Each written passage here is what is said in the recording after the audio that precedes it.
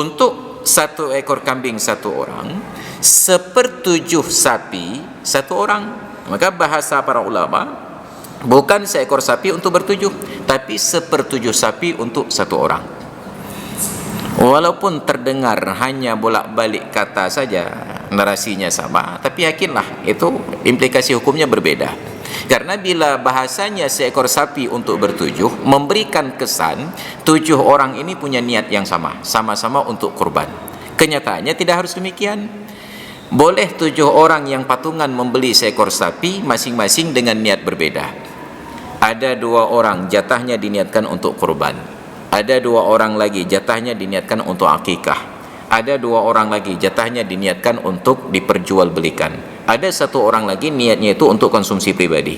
Disembelih binatang tersebut untuk 7 orang, masing-masing dapatkan sesuai dengan niatnya. Innamal a'malu binniyat wa innamal likulli imri'in ma nawa. Tapi pada Imam Hanafi tidak boleh, mesti 1 ekor binatang 7 orang dengan niat yang sama. Kita mazhab Syafi'i. Artinya bila ada salah seorang di antara kita niatnya kurban tahun ini dalam bentuk 1 ekor sapi, tiba pada hari pelaksanaan ternyata tidak kita dapati 6 orang kawan patungan membeli sapi, maka kita boleh datang ke pasar hewan, tanyakan ke pedagang, "Pak, mau sembelih sapi hari ini?" "Mau." "Berapa harga sapi Anda?"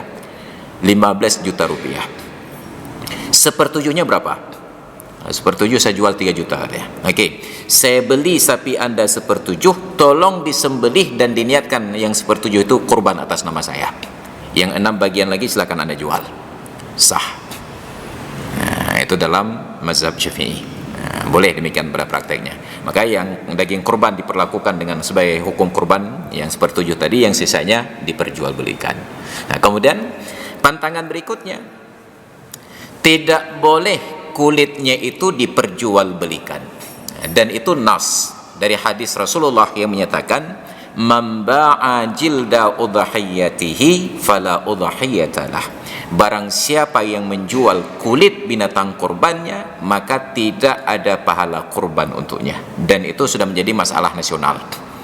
Kenapa? Hampir setiap panitia memperjualbelikan kulit, walaupun harga kulit itu bukan untuk kemaslahatan mereka, untuk kemaslahatan kurban. Kenapa? Karena nanti perlu membeli alas untuk menumpuk daging, nanti perlu membeli kantong kresek untuk bagi-bagi daging, nanti mereka perlu biaya untuk makan siang, panitia juga perlu diberikan ongkos karena mereka bekerja bukan dari untuk kurban pribadinya. Maka Nabi katakan, tidak ada pahala kurban untuk orang yang memperjualbelikan kulitnya. Barulah dari hadis ini diijtihadkan oleh para ulama. Apa kata mereka? Wa mislu bai'il jildi ja'luhu aw ba'dha ajza'ihi ujrata jazzarin fi muqabalati zibhi. Dan sama kasusnya dengan menjual kulit adalah menjadikan kulit itu atau sebahagian dari keutuhan binatang kurban itu sebagai ongkos untuk panitia penyembelih atas usaha penyembelihan. Maka bila nanti kita panggil panitia untuk bekerja, tanyakan kepada panitia, "Pak, saya minta kesediaan bapak-bapak untuk melaksanakan kurban di Kampung Prada. Kira-kira untuk sebaliknya sekian ekor sapi, sekian ekor kambing, bapak-bapak minta ongkos berapa?" Perjelas ongkosnya dalam bentuk nominal.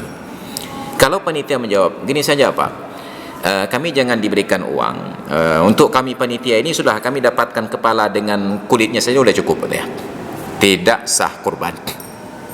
Katakan, "Mohon maaf Pak, Bapak nggak dapat apa-apa dari jatah ini kecuali sebagaimana jatah warga yang lain. Jelaskan ongkos Anda berapa?" "Oh, kalau begitu untuk kami 1 ekor lembu 500.000, 1 ekor sapi 200.000. Tetapkan ongkos mereka. Dan mohon tidak ada jatah lebih daripada yang seharusnya diterima oleh warga lain." Bukan panitia tidak boleh dapat hak, hanya tidak boleh dapat hak atas nama panitia. Jadi jangan nanti saat warga lain bawa 1 tumpuk 1 kilo, panitia ini waktu pulang tenteng 2 tumpuk. Saat ditanya oleh warga, "Nyapa kau lebih?" Kamu panitia." Kalau jawabannya karena kamu panitia, batal kurban orang lain. Jangan ada jawaban dengan dalih bahwa kamu panitia. Tapi kalau warga lain bawa pulang 1 tumpuk, panitia 1 tumpuk, silakan sebagai atas nama warga, tapi tidak boleh atas nama khusus panitia. Kenapa? Karena tidak boleh dari daging kurban itu ataupun kulitnya atau bahagian tubuhnya menjadi ongkos, kecuali tali pengikatnya. Talinya boleh untuk panitia. Hanya silakan tali bagi-bagi untuk panitia. Yang jangan daging, kulit, gapah, kepala, tanduk, lungket, teruk baik aja. Itu yang harus dipahami. Jadi panitia selesaikan ongkosnya. Kalau sudah selesai, bahwa nanti oleh pemiliknya ditambahkan, diberikan, silakan, tidak ada masalah.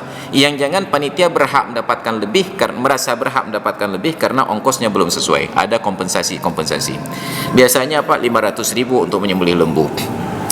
Cuma ini okeylah, kami 400.000 saja, tapi tambah daging sedikit, batal. Berikan ongkos yang sesuai.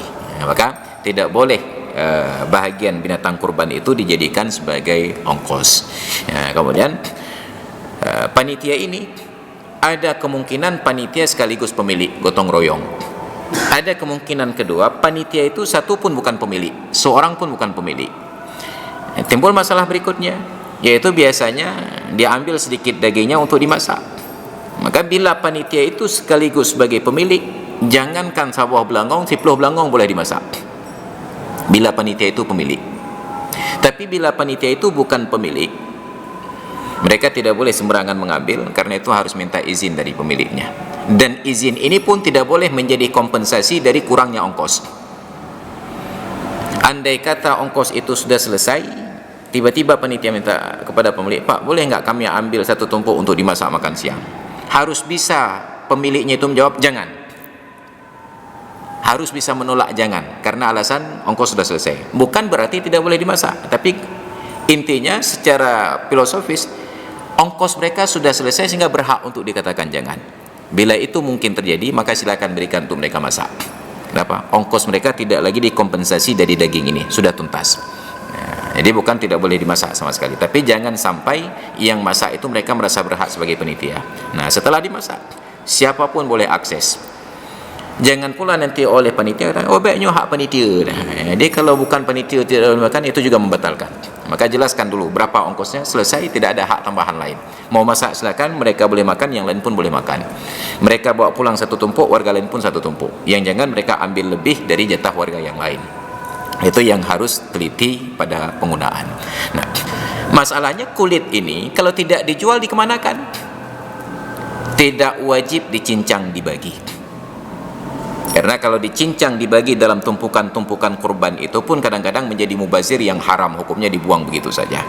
Tapi yang mubazir yang haram ini dari sisi kurban lebih baik daripada dijual. Karena walaupun haram, kurbannya sah. Kalau dijual, kurbannya batal. Lalu apa solusinya? Boleh alternatif yang pertama, kulit dibiarkan utuh, lalu diberikan kepada sedekah kepada warga yang miskin yang berhak terima kurban. Apakah satu lembar kulit kambing untuk satu orang, ataupun satu lembar kulit lembu untuk bertujuh? Pak, ini ada seekor kulit sapi untuk anda bertujuh. Mereka setelah memiliki sebagai hak fakir miskin, mereka boleh jual. Yang tidak boleh jual itu pemilik dan panitia. Jadi warga miskin boleh Pak Ustaz? Warga miskin boleh. Panitia nggak boleh? Nggak boleh. Oh kalau begitu kami suruh jual kepada orang miskin. Nah itu masalah juga. Pak, ini kami panitia kata Pak Ustaz nggak boleh jual. Maka saya berikan untuk Bapak, tolong jual. Nanti harganya kita bagi dua. Itu juga masalah. Jadi tidak boleh manfaat penjualannya itu kembali kepada panitia ataupun kepada pemilik. Itu benar-benar hak fakir miskin. Masalah nanti mereka mau bagi 7 dibawa pulang ke rumah atau dicincang, silahkan. Mau dijual juga silahkan. Yang tidak boleh diperjualbelikan. Oh ternyata pemiliknya juga mau, maka pilihan kedua, kalau ini repot untuk dibagi, nanti timbul tuhmah, dugaan, tuduhan yang aneh-aneh, panitia nggak adil, hanya diberikan daging kulit itu kepada keluarganya saja. Kalau itu jadi masalah, kembalikan kepada pemilik. Pak, ini anda yang kurban seekor kambing, ini kulit kambing anda, kami kembalikan. Kata pemiliknya, make hukubah. Terserah anda, pokoknya ini saya kembalikan kepada anda, yang penting jangan dijual. Maka boleh pemilik mengambil manfaat, dijadikan sendal, dibuat jadi ember, ataupun dijadikan kaligrafi, hiasan dinding, tapi tidak boleh dijual. Jadi kaligrafi seiring perjalanan waktu menjadi barang antik. Pada generasi yang ketujuh tiba-tiba dijual, haram. Kenapa? Karena ini dari daging kulit binatang kurban, maka tidak boleh diperjualbelikan. dan itu sangat banyak pelanggaran dalam bab demikian tersebut. Hadirin sekalian yang dirahmati Allah, ini ketentuan umum. Sebenarnya untuk kurban ini perlu 12 SKS, tapi kita padatkan dalam satu SKS saja dulu sebagai pengantar awal. Ada banyak problematikanya. Kemudian yang terakhir malam ini karena terbatasan waktu, nanti akan kita lanjutkan pada pertemuan yang akan datang. Untuk peruntukannya, apabila kurban ini hukumnya wajib, maka seluruhnya menjadi milik fakir miskin. Tidak boleh diberikan kepada orang kaya sama sekali dan tidak boleh pula untuk keluarganya. Tapi bila kurban ini tetap dalam hukum sunat dengan ketentuan yang tadi kita sebutkan, maka ada 3 peruntukan. Sepertiga untuk dimakan sendiri dan juga dibagi-bagi kepada tetangga yang kaya. Sepertiga untuk disedekahkan kepada fakir miskin yang berhak menerimanya. Dan sepertiga lagi untuk disimpan. Maka sekaligus menjawab pertanyaan, apakah daging binatang kurban itu harus selesai dimakan dalam masa 4 hari? Dulunya iya. Maka Rasulullah katakan, kuntu nahaitukum anid dikhari luhumil udhiyah. Dulu saya melarang kalian menyimpan daging binatang kurban. Ala faddakhiruha. Tapi saya ubah itu sekarang, silahkan kalian simpan. Kenapa? Karena di awal-awal sejarah Islam, sahabat-sahabat Nabi ini masih terpengaruh dengan budaya jahiliyah sebagai orang yang pelit. Kalau daging kurban boleh disimpan, maka orang miskin dapat sedikit, karena orang kaya akan simpan kurbannya. Maka supaya mereka bersedekah lebih banyak, maka tidak boleh simpan. Supaya jangan mubazir, maka dibagi lebih banyak. Seiring perjalanan waktu, sahabat ini menjadi sangat dermawan. Jadi ketika semua kurban habis dimakan padahal tidak perlu, akhirnya diubahlah hukum, boleh disimpan karena kalian sudah dermawan. Maka boleh disimpan sampai tahun depan. Apakah dijadikan dendeng, tapi milik pribadi. Yang jangan pemilik kurban mengubah kurban jadi dendeng untuk dibagi fakir miskin, memasak kurban jadi kuah belangong dibagi pada fakir miskin. Hak fakir miskin itu wajib dalam keadaan mentah. Maka menjadi pertanyaan sekarang, ada lembaga-lembaga yang kurban itu dijadikan corned beef dan lain sebagainya. Dalam kondisi normal, ketika kebutuhan daging itu masih tinggi, tidak boleh dijadikan corned. Masalah corned beef ini muncul di Arab, karena di Arab Saudi pada musim haji, penduduk Arab Saudi itu 20 juta. Jemaah haji itu sekitar 5 juta. Kalau 5 juta jemaah haji saja, setiap satu orang laksanakan kurban berikut dengan dam, maka dari jemaah haji aja ada sekitar 10 juta ekor kambing disembelih dalam masa 4 hari. Lalu akan dikemanakan daging ini?